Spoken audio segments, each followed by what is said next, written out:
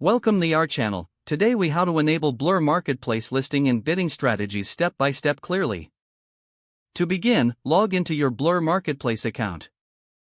Once you're logged in, navigate to your profile dashboard. Look for the settings icon, typically located at the top corner of the page. Click on the settings icon to access your account preferences. In the settings menu, find the section labeled Marketplace Options. Select Marketplace Options to view your listing and bidding settings. Within this section, locate the toggle for Enable Blur Marketplace Listing. Switch the toggle to the on position. Next, focus on the bidding strategies available for your listings. Scroll down to the Bidding Strategies subsection. Here, you will see various options for customizing your bidding approach. Choose the strategy that best suits your selling needs. After making your selection, ensure you save your settings. To do this, look for the Save button at the bottom of the page. Click the Save button to apply all changes made. Lastly, refresh your marketplace page to confirm that your listings and bidding strategies are active. You are now ready to utilize the Blur Marketplace effectively. If the page does not load, refresh the browser or try again in a private or incognito window.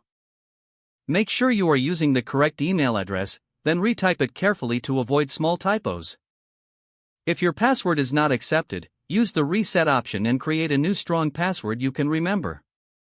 Check your spam folder for verification or security emails, then complete any requested confirmation steps. Enable two-factor authentication if available to improve account security and reduce unauthorized access risk.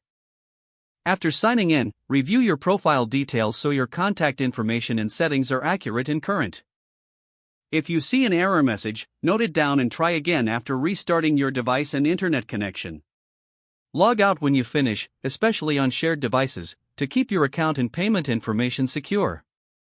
If the page does not load, refresh the browser or try again in a private or incognito window.